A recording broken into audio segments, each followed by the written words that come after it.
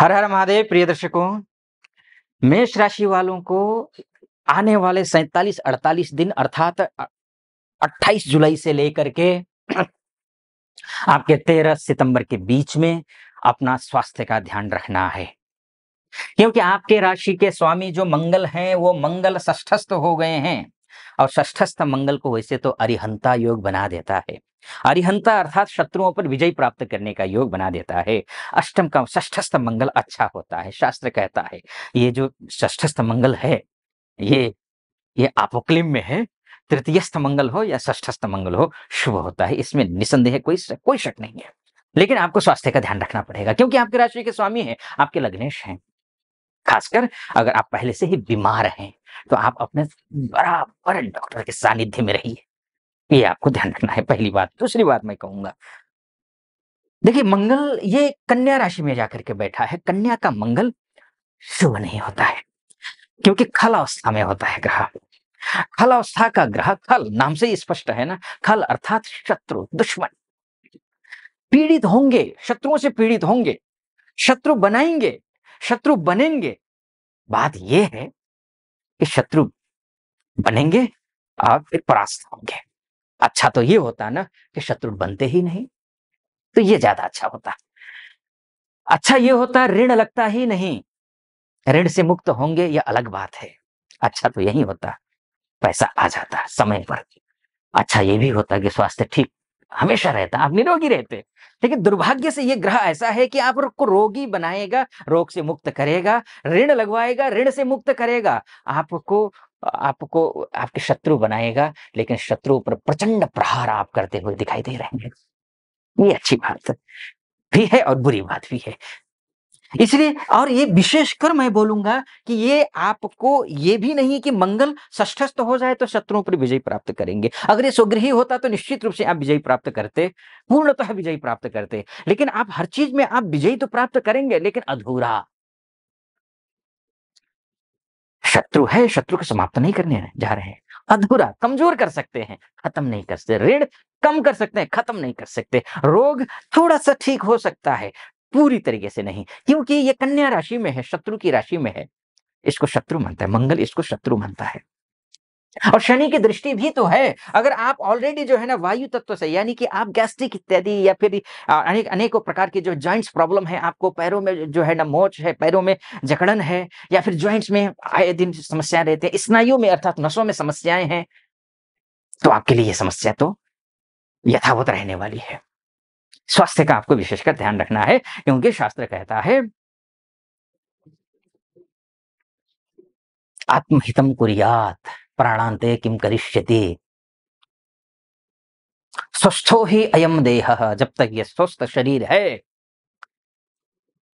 मृत्युश्च दूरतः, मृत्यु दूर है, तब तक आप अपने आत्मा का, अपने शरीर का, आत्मा का अर्थात आत्मा है जब तक, तब तक ये शरीर चल रहा है, नहीं तो ये शरीर तो निढाल है। उस शरीर का ख्याल रखिए। प्राणांते किम करिष्यति, जब प्राण चले ही जाएंगे क्या ही कर लेंगे। तो इसलिए स्वास्थ्य का इन 47-48 दिनों में आपको विशेष रूप से ध्यान रखना है। ठीक है, बाकी उपाय आपको एक बताता हूं, वो उपाय आपको करना है, आप वो करिए, जरूर करिए। एक तो सबसे पहले ये करना है कि मंगलवार के दिन आपको लाल वस्तु दान करना है, जैसे कि मसूर की दाल, लाल कपड़ा, लाल फूल, लाल फल, लाल कपड़े में बांध करके हनुमान मंदिर ले जा करके आप चढ़ाइए और हनुमान चालीसा का पाठ करिए। ये आप करिए, आपके लिए ठीक रहेगा। एक ये उपाय हुआ। बाकी हमने स्वास्थ्य को लेकर के अभी इतना 2 मिनट का जो समय लिया, अब अन्य विषयों पर आते हैं। क्योंकि देखिए आपके जो शनि है, शनि यहाँ से यहाँ देख रहे हैं, यानी कि शनि आपके आपके पूरे ओज को लेकर के, आपके प्रोफेशनल मान का सम्मान को लेकर के, आपके सब कुछ लेकर के, आपकी सोर्स ऑफ इनकम को लेकर के द्वादश में बैठे हैं। विदेश में रहने वाले जो हमारी माताएं बहनें हैं उनके लिए तो ठीक है, लेकिन स्वदेश में रहने वाले जो डोमेस्टिक लेवल पे काम करते हैं उनके लिए बहुत अच्छा नहीं है। एमएनसी में काम करने वालों के लिए अच्छा है, लेकिन स्थानीय लोगों के लिए अच्छा नहीं है। जहां आपका जन्म हुआ है उसी क्षेत्र में अगर काम करते हो तो शनि वहां जाकर के बैठा है, तो आपके लिए अच्छा नहीं है। शत्रु बन सकते हैं, मैंने आपको कहा ही, इस बात का ध्यान आपको रखना है। हाँ, विपरीत राजयोग बन रहा है, आपको कठिन परिस्थितियों में डाल करके ग्रह आपको इन 48 दिनों में फिर से आपको अच्छा करेगा। ये भी मैं बोलूँगा। ठीक है, ये स्थिति अच्छी है। यहाँ तक पहुँचे हैं, अगर सटीक लग रहा हो आपको तो चैनल को सब्सक्राइब कर दीजिएगा, वीडियो को लाइक और कमेंट बॉक्स में महादेव का भक्त हूँ और गर्व से कहता हूँ महादेव का भक्त हूँ। आप पर भी कृपा बनी रहे, ऐसी मेरी कामना। हर हर महादेव 5 बार, 11 बार, 21 बार जो भी बनता है वो आप लिख दीजिएगा। चलिए फिर से वापस लौट करके आता हूँ। तो यहाँ पर मंगल की बात हो गई, बात कर लेते हैं देखिए शनि की। शनि क्या है? वायु तत्व का ग्रह है, शनि अंधेरा है। शनि घर में जो सीलन है ना, वो सीलन जो दिखते होंगे ना, वो सीलन भी शनि ही है, नेगेटिविटी है शनि। अब शनि क्या है? भृत्यस, भृत्य, भृत्यस, भृत्यस्तयो रविजः कहा गया है। भृत्यस्तयोश्च रविजः, अन्य ग्रहों के ये भृत्य हैं, यानी कि शनि और मंगल क्या है? सेनापति हैं। अब सेनापति अब शुक्र को देखेंगे। अब किस बात को लेकर के देखेंगे, ये भी समझना ज़रूरी है।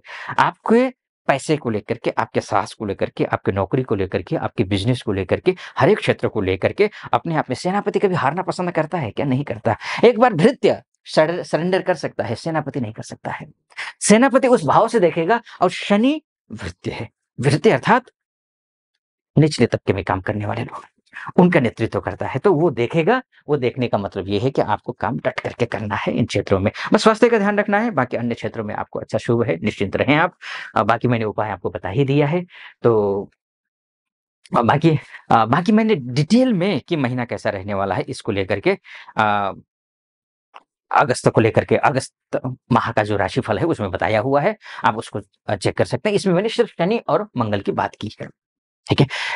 यहाँ तक पहुँचे, सटीक लगा हो, सब्सक्राइब, लाइक और कमेंट कर दीजिएगा। फिलहाल महादेव की कृपा आप पर बनी रहे, ऐसी मेरी कामना। आप अगर डिटेल में चर्चा करना चाहते हैं तो नीचे नंबर है, उस नंबर पे कॉल कीजिए। महिला हो या पुरुष हो, देश से देख रहे हो या विदेश से देख रहे हो, तो आप कॉल करके या व्हाट्सएप करके मेरी टीम से बात कर सकते हैं। टीम से बात करके अपॉइंटमेंट ले लीजिए, मैं स्वयं आपकी कुंडली का विश्लेषण करूँगा। फिलहाल अनुमति दीजिए, आप अपना ख्याल रखिए। हर हर महादेव।